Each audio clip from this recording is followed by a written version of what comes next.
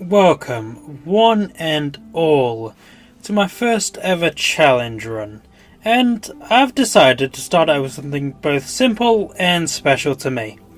Dark Souls level 1. Whilst I'm getting the character done, let's get into the rules. I'm going to be completing the game at level 1 using the Pyromancer build, since that's what level the build starts at, which is very useful. Plus, Pyromancers don't have any stat requirements, and since this is my first run like this, a first soul level 1, I kinda need all the help I can get. So that's why I went with Pyromancers. I did intend to go with the Old Witch's Ring, but decided to go with the Master Key, just because, well, it's the most useful gift. Getting into the game, before we are allowed to leave the asylum, which, why wouldn't you? It's awful, there's nothing to do here, no games at all.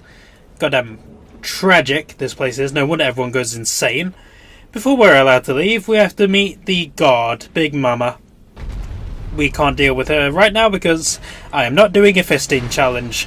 That can be saved for when I'm better at this. Though, for right now, all we need to do is grab our gear and also chase down a very desperately starving man who is just trying to defend himself because we ran at him and now we're running at him with an axe. We're definitely the good guys here. Now, not using our eyes or ears, we get hit by a massive boulder. Big loss. So we decide to kill the dude who did it, who just tried to also defend himself from us. Also gets a bit chattery, gets very fast, turns into a squirrel for a little bit, probably brain damage because of the boulder ramming into him. Now, finishing off the asylum, as far as equipment wise goes, we pick up our Pyromancy Flame, and it's all we'll need until we come back for the doll and the ring to help us move through the swamp. Getting into the fight with the asylum, Big Mama, I somehow forget every time that she is weak to fire. I then remember right here, and you can see the joy as I just try to spam her with it until it works. Letting go of all, concerns. For now though, let us move on and get taken by a big bird. I will let this cutscene play in its full because it reminds me when I first played the game and it's a beautiful opening. The ancient legends, it is stated that one day an undead shall be chosen.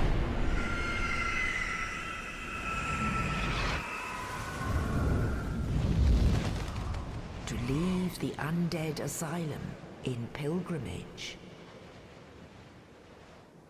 to the land of the ancient lords. Lordran. I had to let the entire thing play out because it was just so good when I first played the game, and it's still so good now. Now I run around Firelink, talking to people, even though I kind of speed through all of it because I'm not too interested in doing any of the side quests or stuff. And after that we collect all the stuff around Firelink, which I did miss a few things, so I'll come back for those later on. And we equip the weapon that we will be keeping with for the rest of the game, which will be the Morningstar. Even though our main weapon later on will be Pyromancers, the Morningstar is very good for the first part of the game. Now we move on to the only scary bit of Undead Burg, which is this jump. This jump is horrible, and I hate it. Especially when I first started playing, because I just fell. The jump back is equally bad, but what it does get us is the Ring of Sacrifice, which will be useful later on with Seath. Or even though we will pick up a few, but this one's still useful. For now though, let us speed our way through Undead Burg, cutting down everything in our path. I will say, every time I go through the game I have to go through this area, just because I have to perfect everything. Now then, let us meet a dragon, which is definitely not a drake, even though he's missing his front two limbs. And after meeting the drake, or the dragon, we meet the undead merchant, another starving man who is just trying to sell his wares. Considering we don't have anything else to sell our souls with, or use our souls for, we will be buying up a lot of his stock. Specifically, we need the residence key, the bottomless box, and the repair box, which we will be getting later on. Grabbing this bonfire, as it will be very useful later on, I then decide to snatch up some black fire bombs in case I need them, just in case. As you can see, I am absolutely failing at sneaking up on this man, and the Black Knight did not take kindly to my act of sneaking, and decided that I would much rather be dead rather than living. Not something I would have preferred, but it seems he didn't quite consider my feelings in the matter when deciding this. I then for some reason decided to repeat my previous mistake, though thankfully this time I have remembered that parrying is a thing, though still very nerve-wracking. I then promptly once again forget how to parry and get punished for it. Then get chased away to a more open area where I decide to chicken out and have to remind myself I am a pyromancer. Because, well, I have the pyromancy flame, I just forget I need it. But that's fine though. It's what this is for. I can chicken out and throw it at him, which works very well for me, because then I don't have to fight the goddamn thing. Not wanting to get hit by another boulder though, I decide to duck out of the way of the flaming barrel, and then I question whether I want to go say hello to Havel. I do not. I am very squishy and decide probably best I stay away from him. Going into the boss room, I take off the add-ons before heading off to fight the bipedal bull, because I decide, yeah, best take care of them before I go deal with him. Speeding through the fight with the reject Minotaur, because look at him, he's basically just a cross between Minotaur and possibly King Kong? King Kong's child at the very least. But speeding through that, I remember to use my Pyromancy Flame this time, unlike I did with the Black Knight. You can see me absolutely failing at guessing how far the fireballs can go in some instances, and regretting my decisions as I wonder if I'll even be able to beat the goddamn thing. Thankfully for me though, I don't let myself get defeated by it, as you will see in just a moment, as I don't try my luck with it. I don't want to get too greedy and then end up dying, but I don't end up, failing to the goddamn thing, which is good by me. I stopped say hello to Soleil, as every Dark Souls fan should, and appreciate the sun with him. Moving on to the bridge though, I then sprint as fast as I can, a sprint of desperation if you will, to avoid being turned into a human barbecue, something I would prefer not to have happen. Now because the dragon is an impatient, overgrown lizard, we wait for him to get a bit bored, and then once he does get a bit bored, he decides to come down and meet you personally. You then just run underneath him, which is awesome. However, because my brain hates me, I have to run back and go underneath the bridge. Whilst underneath it, I decide to come meet the Hollows, which don't want me down there.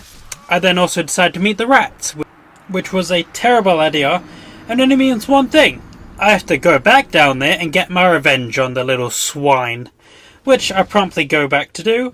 However, after that, I decide to make another mistake involving a Black Knight, only this one is far less forgiving, and must be compensating for something given the sword and the anger management issues. Deciding to go back for some revenge on him as well, the knight feels the need to put me in my place once again. Considering, or not, whether he has compensation issues, he at least knows how to use the great sword. Continuing on with another bad decision, terrible one, which gives me nothing of use, I decide to go to the merchant to grab a bow and some arrows. Because I want the Drake Sword. Because of course I want the Drake Sword. I always want the Drake Sword. Even if I don't use the damn thing, I feel the need to get it. Whilst here, I also decide to grab the repair box. And if you'll see the stats on the bow, you'll understand why this is a terrible idea. Because it requires 12 decks to use. I do not have 12 decks. And so now, you can see me absolutely failing to hit the goddamn tail with the bow and arrow.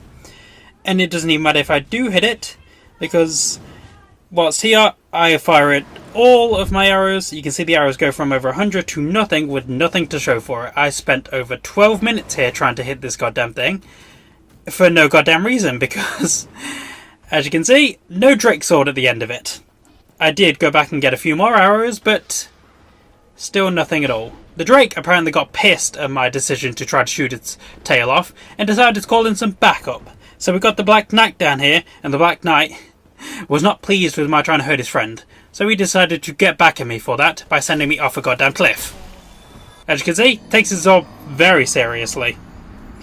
Not wanting to try my luck with the Knight again, however, I decided to play fetch with a boar. Safe to say he doesn't know how to play fetch, because he kept not bringing the goddamn head back to me. So I kept having to throw more, in the vain hope, the very, very vain hope, that he will eventually learn and know to bring it up the stairs to me. Based on the fact he keeps walking into a goddamn fire though and giving himself more brain damage, I think it's fair to say he is not learning his lesson. So instead of training with him, I decided to run through the tunnels, where I have to deal with the stick figures, who don't know how to ambush someone as they don't all storm me at once and decide to go one after another. I pick up the mysterious key for Lautrec, and then have to stab the reject Black Knights, who don't know how to ambush someone or fight properly. The knight down this tunnel, however, clearly heard that insult, and decided to use his Holofriend as bait in order to lure me out so they could both ambush me and show me they do know how to fight. My bad, I'll try not to do it again. Speeding my way through the rabble in order to get back to where I was, I decided to simply run past instead of trying to deal with anything again, and I also decided to run past him instead of trying to deal with him again, because I don't want to get killed. Getting the gate open at the bottom in case I decide to use this area down here again, I do decide to use the stairs as a battlefield in order to fight the Hollow as well as the knights in the cathedral. Trying to lure them out is proving to be difficult though, so I lure them out with a good time. Though here's hoping they know I meant a duel and not anything else. You know, just in case they have anything else in mind. After clearing out the cathedral, I say absolutely not to the Tower of a Man waiting over by the front, and decide to go deal with the knight cosplayers hanging out by the side of the building. Now, I did want to go someplace a bit more friendly afterwards, so once I'm done clearing out all the pieces of trash, I decide to head down to the familiar sound of hammer hitting anvil, and the wonderfully familiar face of Andre, who you of course have to sit through his dialogue, get to meet him, get to say hello. I am, however, a bit mad at the boy, because whilst doing all this talking, he failed to remind me, and warn me, rightly, of the demon that is sitting 20 feet away. So I decided to go down there and give it a talking to. However, I don't think it enjoyed this, because it then decided to try to electrocute me multiple times and then sit on me. I was not pleased. Continuing on with the idea of meeting some friendly faces, I go say hello to the Onion Man, who's doing what I do too much of and sleeping. Though if a man in tainted robes with a morning star came to me, I'd wake up pretty fast too, or at least I'd like to hope I did, otherwise might not be waking up at all. Once I'm done with him, I decide to go conquer my fear a bit, and head back to the Tower Knight's child in order to challenge him to a duel. And I also introduce him to why wearing metal armour in a fight with a man who can throw fire at you is a terrible idea. Now I'd like to show you a slowed down representation of why support classes are actually terrifying, as these hollows can barely pick up a sword on their own, but give them a big boost, and they hit harder than some of the Black Knight rejects hanging out in the cathedral. I should really stop insulting them though, as they seem to be taking it more to heart than I expected. Especially considering the hearts probably look like shriveled up raisins at this point, considering how messed up they are and how consumed by the armour. But wanting to get some revenge, I go back and try to take a look at said art, just to see whether I'm right about it. Once I'm done with them, I head up to get Lautrec, because you of course need Lautrec. He holds something very important, which is of course the golden armour. What else could be important about him? Certainly not his attitude. But once I'm finished with him, I decide to head up and prepare for the fight ahead, and summon my inner Sekiro in order to channel some lightning into my weapon, getting ready for the absolute beating that's about to occur.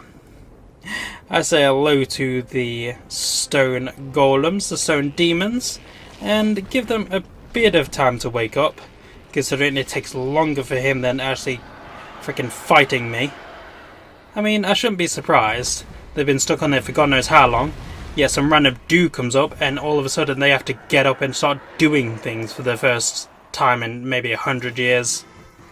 Starting out, the fight is going pretty good. Probably, I think, arguably one of my best performances with the damn thing, considering I'm avoiding getting hit, I'm getting the tail, doing some really good damage. And the only thing really holding me back at the moment in the current playthrough is my stamina, as well as my absolute horrid performance with my pyromancers. As you can see, they can notice the weakness in me, in both my stamina and pyromancers, and decide to capitalize on it. giving me more trouble than I bargained for, especially once the second one came in and decided to deal with me personally. Before I head back up to be turned into a baked potato, I head down to say hello to everyone and to rest at the Firelink Shrine to get 10 Estus. Whilst visiting, I do notice a bug on Lartrek's armour, so I decide to kick him off. Why not kick him off, kick the bug off. It's unfortunate that he also ended up falling, but I guess also takes care of the bug. However, I do notice for some reason, after my kick of kindness, he dropped his ring. So I just pick it up so I can give it back to him later on when I see him again. Going back to the cathedral, the power of the gank tries to bring me down, but I use my trap card of a narrow doorway to teach them why you should really funnel. Turns out the gank wasn't needed because it was a useless attempt anyway. But skipping past that, let's get to the successful one, where I perform much better than I believe I ever really have against them. In fact, this is probably one of my best performances. Outside of taking the time to over-level, of course, I'm probably doing better here than I have normally, which did kind of encourage at the time and still kind of encourages the fact that the games can be a bit more engaging if you play at level 1, because it requires you to engage more with the bosses. Granted, personal opinion, of course, but it is still very intriguing to think about and offers credence to playing more so level 1. Getting to the top of the tower, however, I ring the Bell of Awakening to signal everyone in the lands that yes, you in fact can get to the top of the tower and kill some stone boys. You don't have to sit on a goddamn rock at Firelink complaining about it to every new arrival. Yes, I'm taking shots at the dude in blue down below who won't stop whining. Before we head off to the sewers, let's go around and collect and clear a few things up. First on my list of things to do is get revenge on the Headless Demon, because he showed me up in front of Andre and I can't have that. After that, I go and grab the Grass Crest Shield, as it's a simple stamina boost, everyone should get it when they can. And after that, I decide to go and fight a boss, since I want a bit of a challenge. Granted, it wasn't much of one. I couldn't hit him with the fireballs, which was a bit annoying, but either way he went down just as fast. With the butterfly dead, I decide it's time to head down, so I sweep through Capra since he was uneventful and died in the first go, and grab the Pyra since he will be useful in diversifying my pyromancers later, along with a certain witch. Since most of the sewers are very barren of useful items, at least for this run, they're not really holding anything that can help me, I sprint through most of it, grabbing whatever I come across, and then head down to beat the boss up, which also not very hard. After that, it's time to start the long trek down Blighttown. I say long, but really, it's mostly a matter of sprinting through, and this fall helps, as it helps me get down to the bottom much faster than I expected. I grab the safety bonfire, just in case I die to Quelaag, because you never know with FromSoft bosses, they can be very tricky, but before I fight her, I head up to get my plus 10 pyromancy, just to make sure Quailana spawns, since I'm not sure when the cutoff for her is, so I want to make sure she's there.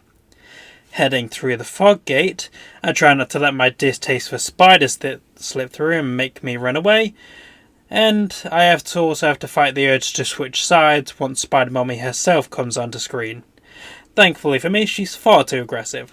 I can handle a bit of rough, but you take the flaming sword, and that's a bit much even for my taste. I'd rather just fight her. Getting into the fight proper though, I realise now that I had my Pyro Flame out rather than my Grass Crest Shield. A super decision, which I'm surprised didn't cost me more. But the fight goes fairly well. As I say fairly well, it's mostly just me running around and trying to avoid her, and doing a few simple attacks. The only attack I really have to avoid from her is the bomb move. Besides from that, she's really easy to fight no matter what. So long as you know her moves, you know what to avoid, and you know where to go in order to essentially not get hit. It just makes the fight long because of how large her health bar is. Whilst the bell rings, I would like to mention the lack of game audio. Due to some technical difficulties, there won't be any more in the rest of this video, unfortunately. Whilst we are here, we are going to join the Spider Coven, and by the way, if she could move, Fear Lady over Quaylag any day of the week. Also, whilst down in this cesspool, we're going to go talk to Quaylana, and I try to tell her about her sister, but says she just tries to hustle me, and tries to sell me things with exorbitant prices for the souls I got from her sister. So, she's still networking, I suppose. Not wanting to throw myself into the trap hell that is Sense Fortress quite yet, I go cleanse myself after being stuck for so long down below by talking to the hulk of a man that is Andre, the best blacksmith in the series, no question. Using the time to upgrade my Morning Star in preparation for what is to come, namely the Giants and not so much the Iron Golem, since I'm not too concerned about what he will bring, more so the Giants. Getting into what I'm sure will be a pleasant experience, I avoid becoming a pincushion by avoiding the overgrown blades the swordsmen use, and instead use their own traps against them, which I'm sure left them seething. Or maybe that was the lava I threw at them. Who knows at this point. Wanting to test out my new pyromancy, I asked this man to help me, but something tells me he didn't quite enjoy being a part of my experiment. That's fine, however, because once my testing was finished up, I decided it was time to go and meet the ladies of Sense Fortress. Something also tells me, however, they were not quite as excited to meet me as I was to meet them. Possibly because I was killing all the men I came across. Also, possibly because I attacked them because they threw lightning at me. Who can really say? Letting the snake test out the boulder for me, I leave him to his bone-crushed fate. Me and I know, but needed. I then head up to meet this Cobra, who tries to ask me out on a date, and when I refuse her advances, she doesn't quite take it well. Not my fault, I like aggressive, but throwing electricity is a bit much for me. After picking up the Ring of Steel Protection, which I won't be using, but is still good to have, I then go to someone I would consider a date with, a very welcoming onion boy, and whilst he is a much more loving figure and much more loving personality, the only date he really wants me to deal with, or go on, is one where I deal with his problems myself, such as taking care of the giant rolling rock, which he doesn't know how to get past. Since I do quite enjoy the Onion Man, I agree to go deal with the rock, as he just sits there and waits for me to do so. Not wanting to get myself into the same terrible fate as the man from before, I avoid being run down, and once more I try to use the fortress to my advantage, and the traps of said fortress to my advantage, by luring out this snake man. Turns out though, he knows far more about this place than I do, which is understandable considering he lives here, and he avoids being penetrated by the arrows. He then decides to try to track me down for my transgressions, which is awful. Fearing him attempting to turn me into a snack, as he keeps trying to bite and eat me, I make sure to stay back here and deal with him, hitting him again and again until his scales no longer give him any more protection. Letting the giant lethal weapon that is moving far too fast go by, I fail at remembering where to jump from and take it as a sign to head down to the lift rather than up onto the walkway. Whilst I'm down here, I decide to give the fortress some pest control and deal with the hiding in plain sight mimic, which in my opinion is still to date the best placement for a mimic in any of the Souls games, especially considering the fact that you hadn't seen one up until this point, which only makes its reveal all the more haunting, if you will. Whilst I'm waiting for the lift, I decide to go grab my favourite item in the game, well, one of my favourites, as I do tend to farm humanity whenever I play the game, and the Serpent Ring always helps in that manner. Whilst waiting for the lift to come up, I have to recollect that I can't stay on it too long, otherwise I will be crushed by the spikes and turned into a patty. Now remembering that I can't open that, I decide to head up there and turn the boulders away to a more favourable position. Namely, in order to grab the sorcerer for later, even though I won't be using him, it's just part of my brain that I have to grab him. Since I missed it before, I head back down to the walkway, in order to make sure I don't miss anything of use. Granted, there won't be much of use down here, namely just the souls, the gear, as well as the ring later on. But turns out I won't even get the chance to grab said ring, due to the fact that I am awful at this game at some times, and end up simply just slipping. I wasn't even needed to fight the dude at that point, he didn't even kill me. Getting back up, I decided to simply leave the area where it was and head further up into the fortress.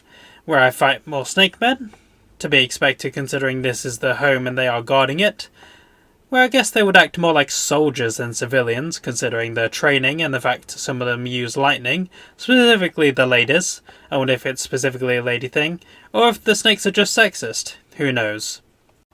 Becoming far too claustrophobic trapped within this giant death trap, I make my way outside, where I'm greeted to the wonderful sight of the dull greys and browns of the immaculate castle walls. I say immaculate, but considering its crumbling state, along with the fact that its people that are patrolling this area are bipedal snakes, rotting knights, or barely dressed giants, safe to say the smell would probably put anyone off even before they entered the front door. Thankfully for our undead, considering their shriveled up nose, I highly doubt that he can smell at all.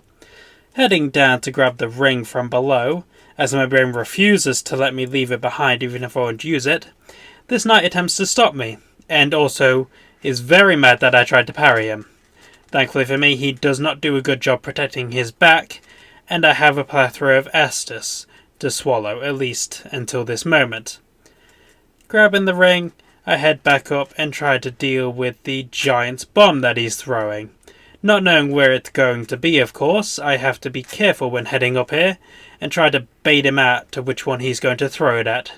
Thankfully for me, he throws it to the lower section, allowing me to go down and grab the bonfire, something I rather desperately needed considering my lack of Estus and considering the fact I needed to repair my gear, not wanting it to break during the fight with the Iron Golem, who isn't a hard fight, but when you have broken equipment, it becomes a lot more difficult. Picking up the souls, I then head over to greet the twin of the knight I killed before. I try to tell him that I killed his brother, by doing the same to him. He doesn't appreciate it, but thankfully for me I have a lot more working for me this time, namely a giant ball of lava I can throw. Unfortunately, this place is not nearly as open as a courtyard, and this Tower Knight twin decides to show me just why he's better and why he was put in a much higher position. Namely, he's much better at defending things than his brother. Not wanting to be rained down upon with bombs, I go deal with the giant up ahead, before heading out to fight the giant golem for the first time. It's safe to say whilst the Iron Golem isn't a hard fight, it is very much still a From Software fight. So it's best not to get careless like I was doing, which led to a grab, which led to my death. Not wanting to let that slide, however, I immediately run back for him. Considering I already picked up everything along the way towards him, such as getting the cage key and freeing the sorcerer, which I didn't feel the need to show off considering sorcery is kind of useless to me this playthrough, along with any amount of souls I may build up, hence the loss of souls isn't nearly as tragic as it would be normally. Getting closer, I deal with this dude who is far too good at his job. Despite the fact he is missing there, he typically does very well.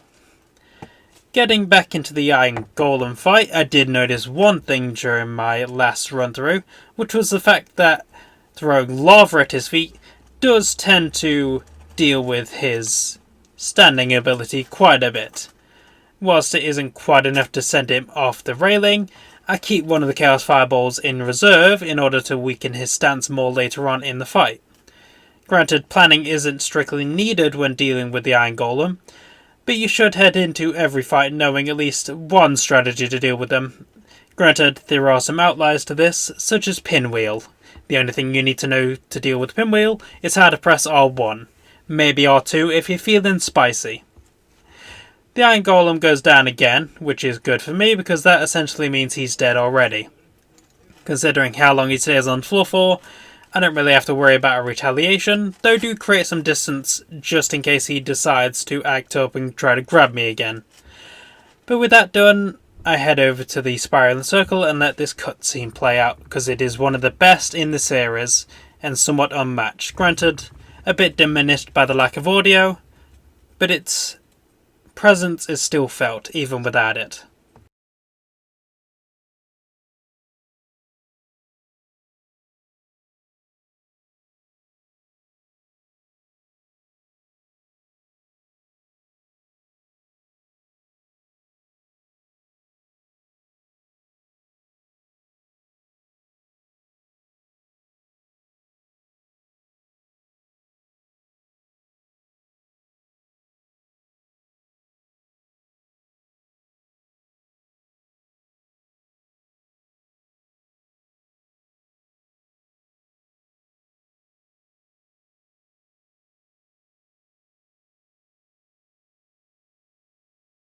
Now that we are in Anor Londo, let's turn right back around and head to Firelink Shrine, since I need to go grab a doll, just so that I don't forget later on.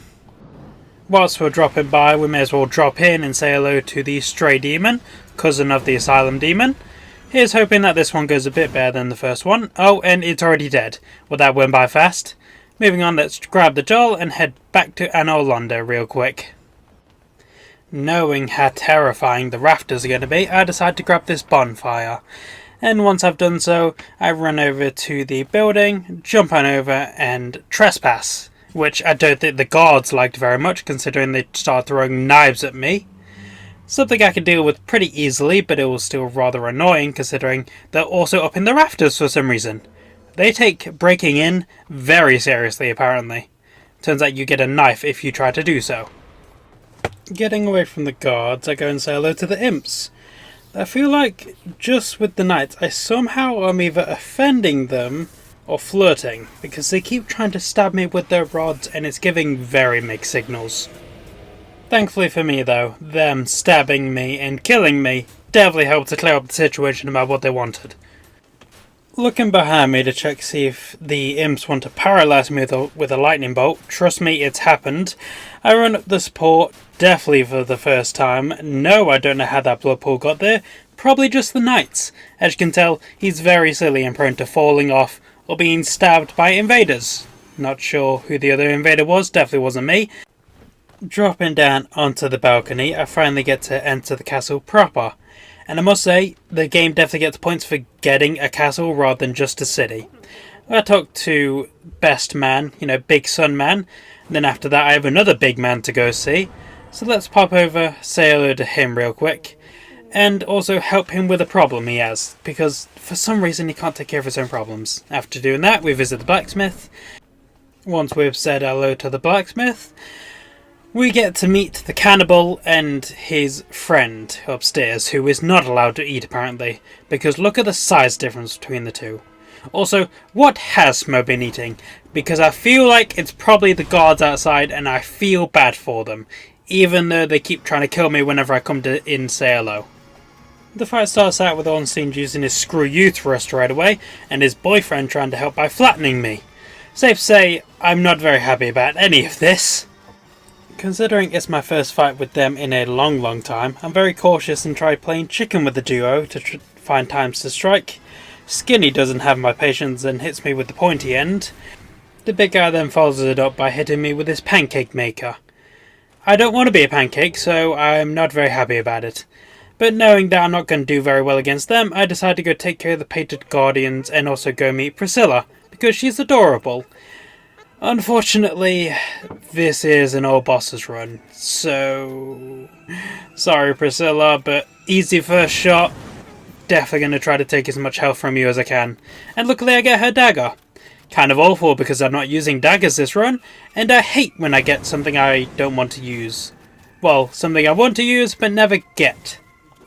One would think that with her being surrounded by snow, she'd like some heat in her arena. But I think she may also be made out of snow, considering when she was hit with some heat, she evaporated into thin air. Now that we've robbed the clearly abused lady of her souls, let's take them to go put them to some use. And the reason I needed them in the first place was because I know I'm not doing good against ONS, so I decided to go get an upgrade. Since I can't upgrade my person, that leaves very few things I can improve. One of them is armor, which is kind of useless. One of them is the weapon, which I don't have the right furnace for. So the next best thing is to upgrade my pyromancy flame. I'd show you footage, but you do not want to watch me running back to Blighttown just to run back here. So getting back to the fight with ONS, this is probably my best run against them. At least the one that doesn't win anyway. As you can see, I'm doing very well, and it is in fact the first time I've gone so long without actually ever being hit in this fight. Hence its inclusion in the video. It's one of my proudest moments in a game, even if it isn't the one that succeeded. And that's kind of one of the reasons I did this. I wanted to improve, well, just improve in general, improve at the game, improve myself, and improve my skills. And I feel like this helps represent that. Granted, it's a lot of running away and running back, but it's still one of my favourite showings against the pair, even if it isn't one that works out too well in the end.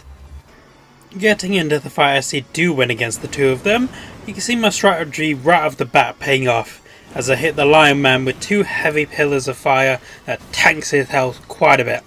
I'm not too worried about hitting Smo with it, considering he'll get a full health recharge, but getting Ornstein down very fast was my priority. As you can see, it works out very well and he goes down very early. Getting into the second phase, Smo is a bit more troubled than I originally thought he would be going into this run. I typically fight maxed out Ornstein, because I like getting all the things you can get from the game, and if you don't fight Max Ornstein, you don't get the ring he drops. So I typically never fight Big Smo, but this route, I kinda had to, considering I didn't have the health or stamina to allow me to stay in the fight longer than I wanted. Or rather, I couldn't stay in the fight longer than they wanted, because they would just nuke my health.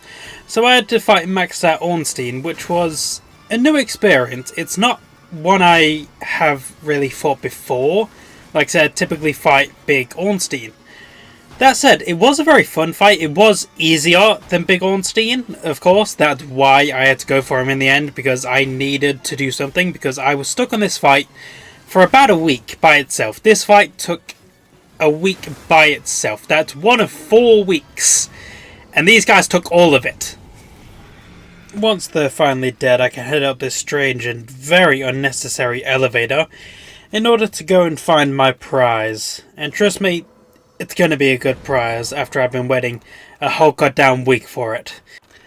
And for those curious about what my prize is, no, it is not the fake temptress laying on the bed. It's instead the big bowl she gives me so I can fill it up with Sunny D and the flames of my enemies, so that I can sacrifice them to go find another dude who's also enveloped in flame. She asked me to join her covenant, and because I'm a nice guy I accept, I then turn around and go talk to the shy spider lady and join her covenant instead, because she's adorable, and my god is her story tragic, and she needs all the help she can get. Plus she gives me things. I want to be able to access the goddamn pathway she gives, as I always do. Plus, it is the only way to save Solaire, and whilst it isn't always necessary, yes it is, you have to save Solaire, there's no questioning it. Once that's done, go defeat one of her siblings. Yes, they are siblings, and god, his story may be even worse than hers. I am so sorry. With discharge taken care of, I think it's time to go and put this bowl back on its pedestal, like I should have done the moment I got it. But thankfully, I remembered to do so before going to take on the Demon Runes, because that would have been very concerning if I forgot to do it then. It's always, I don't know, it's confusing. How did Gwendolyn, the femboy's name, get his hands on this? Because it would have need to have been opened by Gwyn at the time in order for him to get to the filing, or the kiln. But I guess the son just came and grabbed it after his father never came back. Well, he probably knew what happened to his father, but came to get it anyway. With that done though, I head over to open this, because I always do it, even if I'm not going to take the route, even if I kill both of the demons, I always open this just because it's a faster run back to the lady. And plus, I always want to save Solaire. So if you want to save Solaire, you have to open this door, which is why you need to join the Spider Lady Coven and give her 30 humanity. But with all of the bugs taken care of, since you need to kill all of them, I had to take on an actual demon. And by God, was he awful. Oh my God. This is one of the biggest problems I faced in the run. I didn't know how to get around it, because of the goddamn lava. That aside, after I defeat him, I go check, make sure Solaire is alive, he's here and not got a bug on his head, so he's good. And after that, it's time to take on the mama herself. She was boring, so I skipped most of the fight. Honestly, it's a platformer. I don't really care about platformers. It took maybe an hour. If not, it may even taken half an hour, who knows. But time to take on a more challenging foe, which would be Nito. Running down here was surprisingly awful. I've been having this problem a lot lately whenever I play it. I find the catacombs harder than usual. But on the way down, I decide to go grab one of the best weapons in the game. It's something I really should do a run with just solely. I have used it before, but you can get it really early. Like, you just need to run down here, like at the very start of the game, the moment you get out of the asylum, you can run down here, grab the eyes, get into the coffin, and go grab the Gravedull Nito blade. And I need to do an entire run with it, after the asylum, of course. Granted, it does take quite a while to sit there and wait for the goddamn thing to be shoved in. But once it is, you get the blade, you get to see Nito's not dead body, but also technically dead body, resting in a coffin. And then just get to go back with a cool blade. You don't even have to make any commitments to the dude. Granted, you have to join his coven, but you can leave that without any consequences, which is strange. One would think you'd get a knife in the back for trying to leave his coven after joining it. But I guess he isn't too concerned, considering he just let Big Face run around, doing whatever he wants for a while. Steal his masks and know his necromancies. Speaking of Pinwheel, he is next on the chopping block. And my god, if he wasn't pathetic already, he can be absolutely incinerated by the sole element he uses. He doesn't even use necromancy much, he only summons parts of himself. But he uses Fireball a lot, and he can be decimated by one. I pick up the best mask and then go off to show Patches. He has something else to show me, however, and I don't think I like it very much. He seems to love it because he wants to show me real up close what they are. Then seems to brag about being higher up than I am, even though he's the one that kicked me down. Dropping down into the pit of rot, I get assaulted with screams, and then by a sword.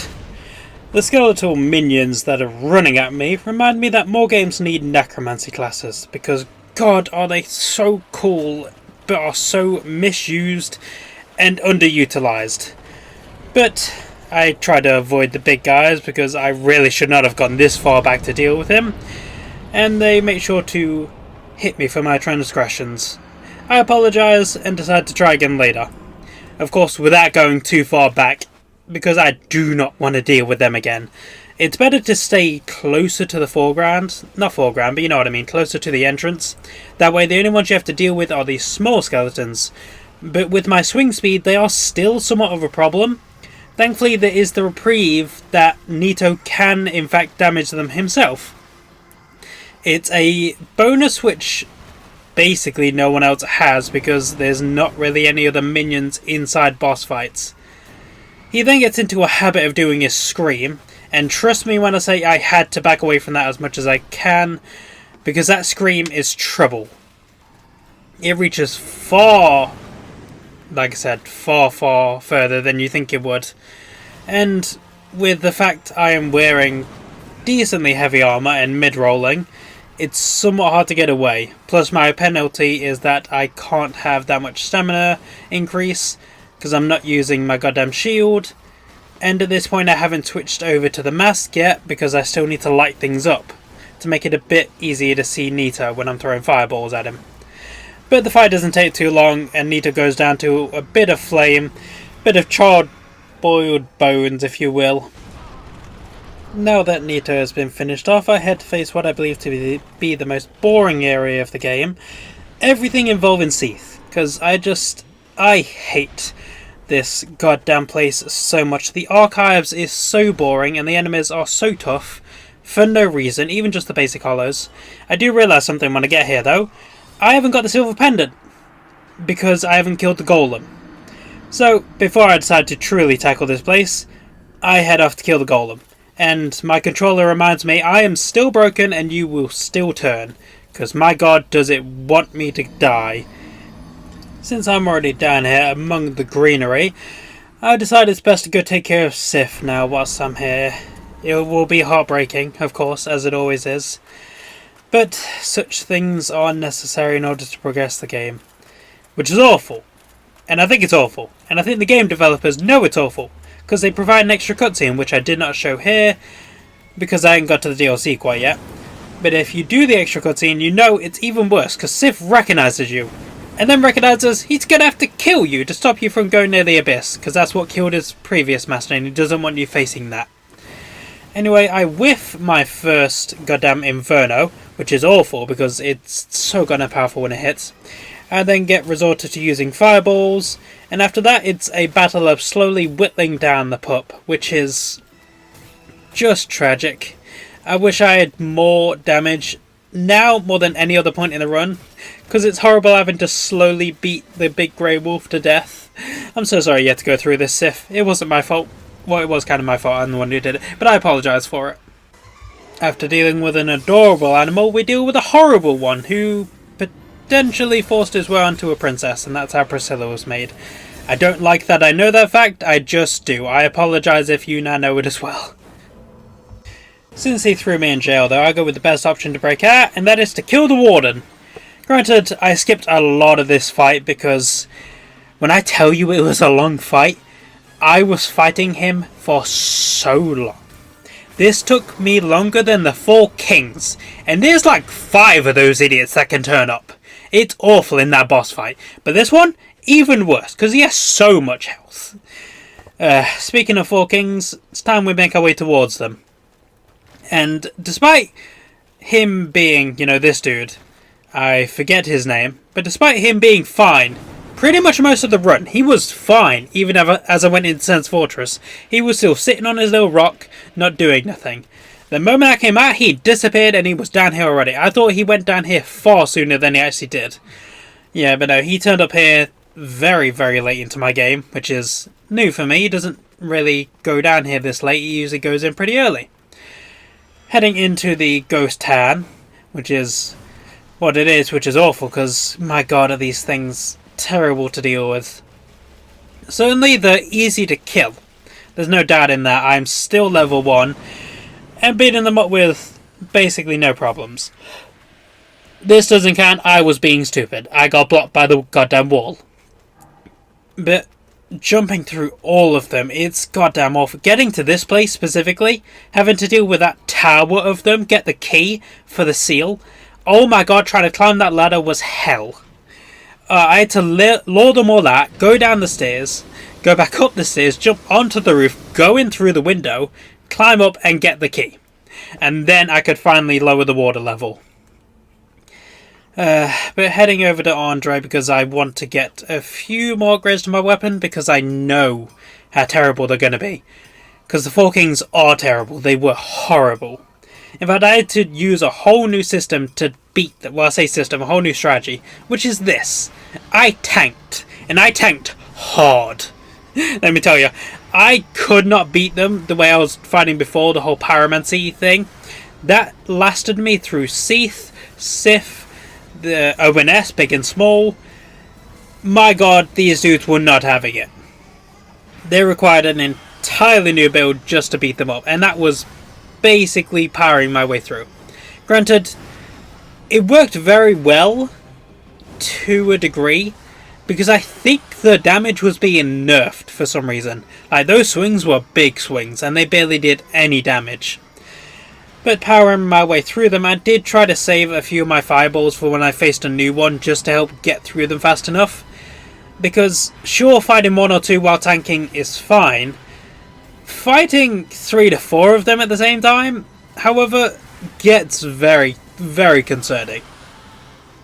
I also was somewhat apprehensive about this run, because I did have a good one where I was doing really good with my first build, the Pyromancy Silver Armor.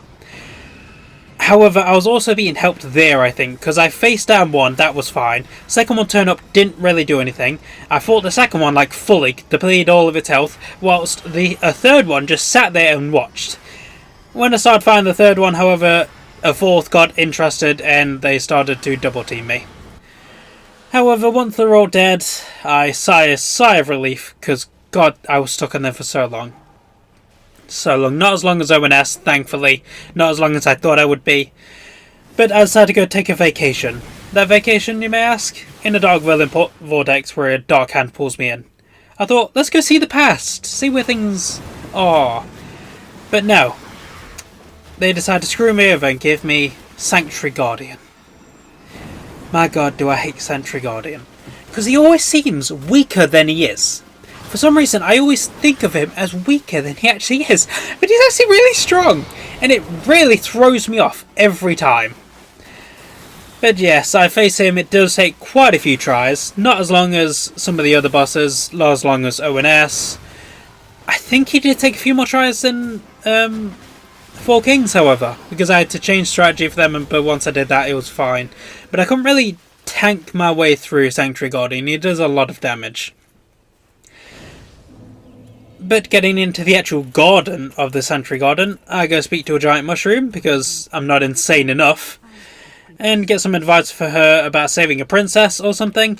I don't know what kingdom said princess is going to rule over. The only denizen she has is a giant talking mushroom. So, good luck ruling over her.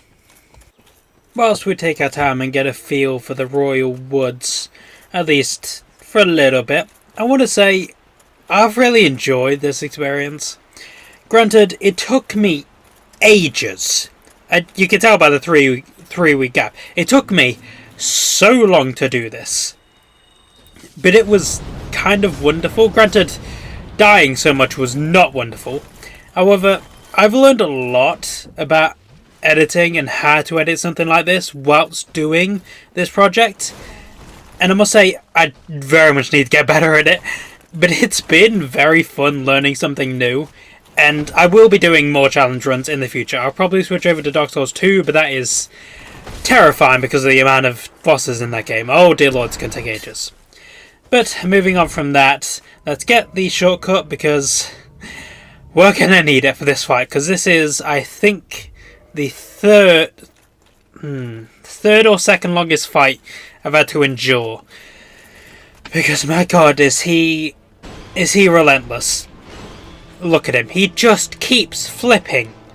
And he does not relent one bit. That was one thing I had an issue with at the time. And I say at the time, but I still somewhat have an issue with it. And it is, I think Artorias is a bit too fast.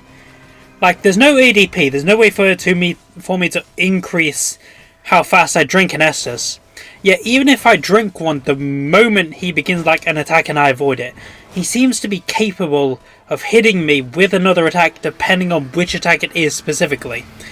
And it was kind of infuriating that no matter when I timed it, there was the high possibility I would still get hit despite healing. I had to run away and bait an attack and then keep running to ensure I had enough distance in order to heal. But going on into the winning run, I get terrified because he buffs up and I have no way to stop it. So I'm just kind of trying to avoid him to let time run out. Because if you don't know, time will run out on his buff. And it's basically a game of waiting until that happens. One of the unfortunate things is he will tend to buff again near immediately after he comes out of it. Like, he will oftentimes buff again the moment he comes out of the other buff. And it gets very concerning because he can go into a string of moves like that where he's just constantly much stronger than he should be. Granted, I can't survive more than 2 hits, but, you know. With Artie dead, I do a victorious Fire Tempest because I'm so happy because it took so long. And then we head out onto the freaking rock-covered streets with all these things. I don't know what to call them. Don't know what to insult them with, honestly. Now that we're in the city, I must say, this DLC has some great bosses, but the actual design is kind of meh. Like, I love the idea of a city sinking into the abyss. I love that concept. But I feel like it's underutilized. Like, granted, it is very much what it says on the tin. It is sinking into the abyss. But you could do so much more. These houses are very barren. It's basically just stone and stairways. The one exception, I'd say, is this one, which is very well decorated, and that's only because it has a mimic in it with a key you need. But anyway, getting deeper into the city. Well, I say the city, this is more like the abyss itself at this point. This is the dungeons.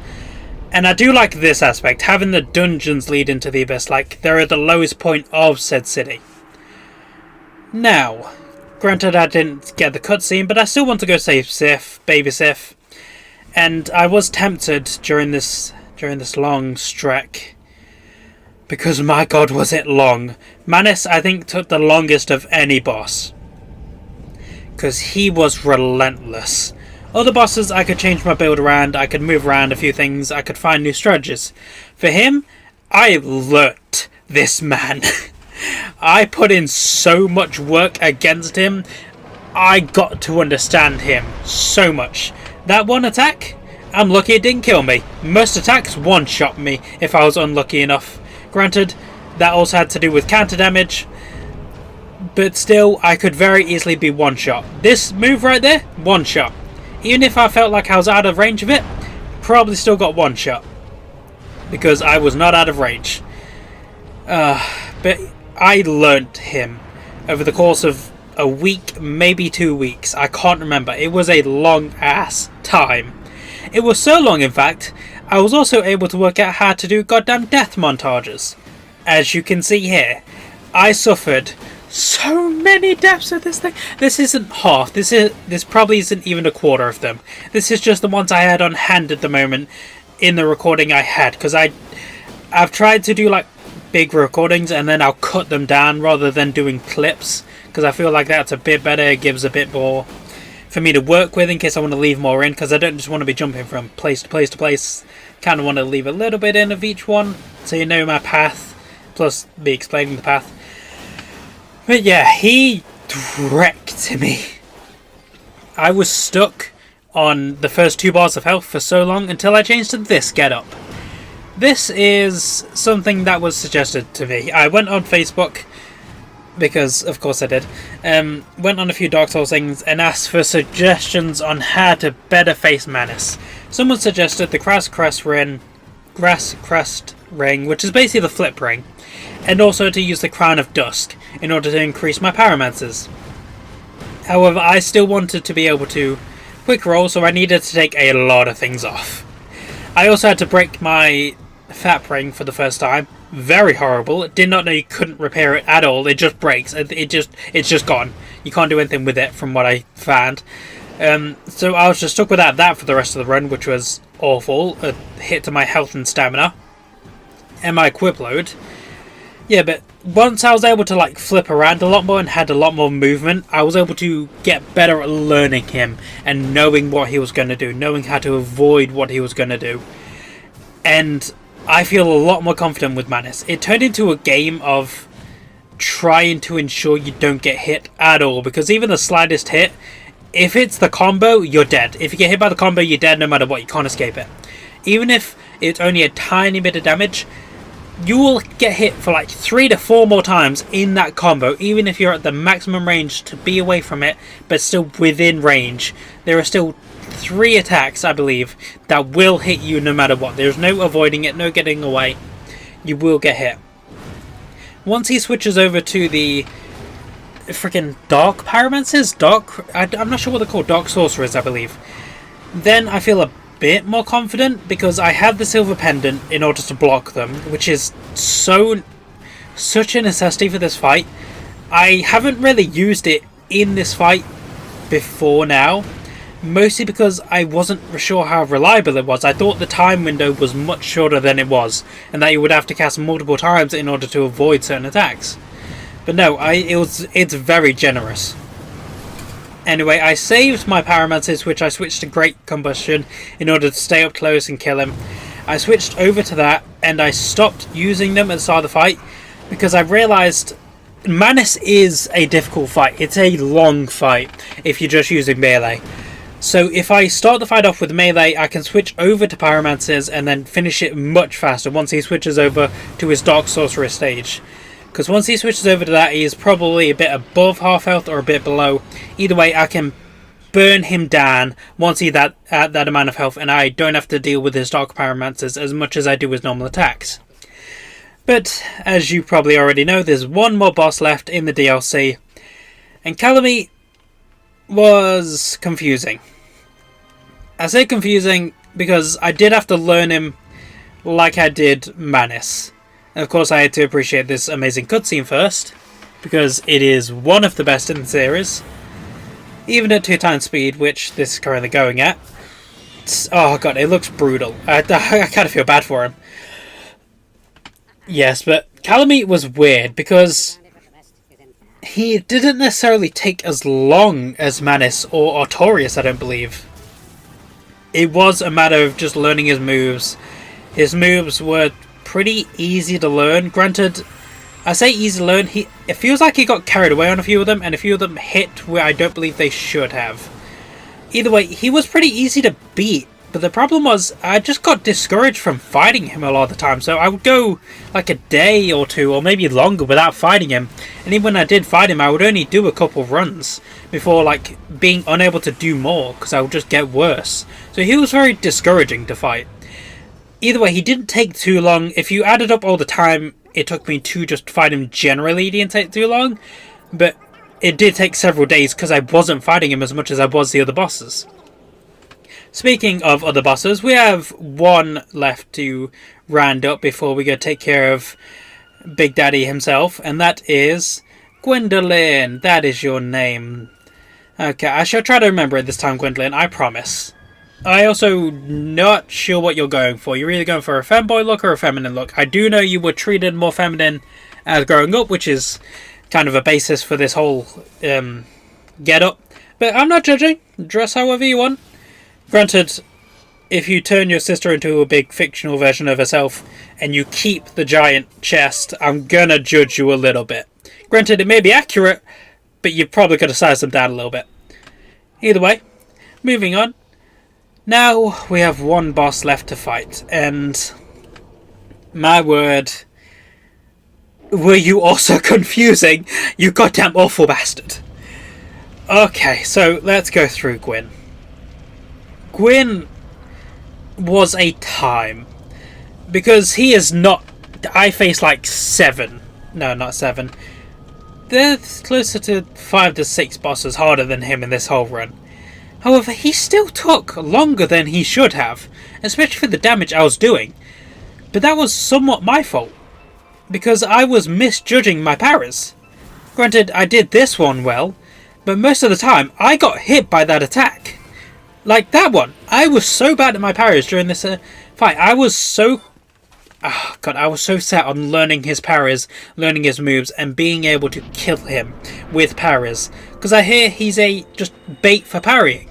And I know he's bait for parrying because I've seen the old Gwyn run by...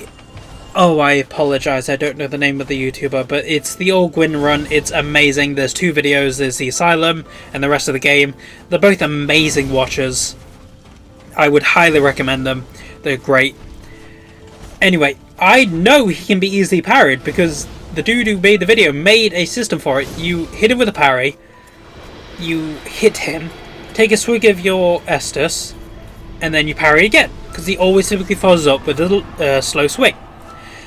But I wasn't able to do that, so I had to switch to avoiding him and using Great Combustion, which worked out really well.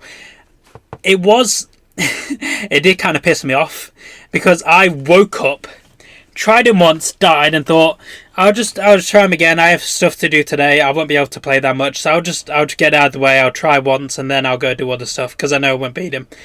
I beat him the second try that morning. I was so mad. I spent so long trying to kill this idiot. For me to just do it randomly at the start of the morning when I wasn't even trying that hard. I was just kind of in the zone, and it was impressive and infuriating that he was both easy and hard at the same time. To think he would drag this out for days and then go down on the second run of that morning. My god. He pisses me off. Either way, that's all of Dark Souls 1 done.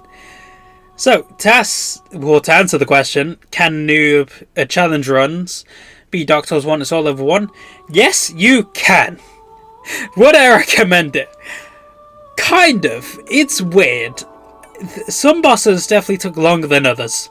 The second half of the game hits you like a truck, whereas the first half hits you like a freaking wooden, maybe not even wooden, maybe blow up mallet. It's not that hard. Second half, awful. Would I do this again? Not on Dark Souls 1 I won't. Hell no. I will do the others in the series because I do think there's a lot of enjoyment to get from it. Not just watching perspective, because I love watching challenge runs. I probably won't watch my own, but I love it. But also, it helps you learn the bosses a lot. It helps you understand them a lot more. Either way, I'll end things there for now. As you can see, Soul Level 1.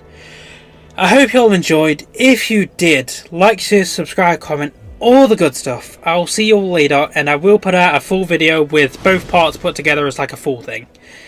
But until then, I'll see you all later, and goodbye. Hope you all enjoyed.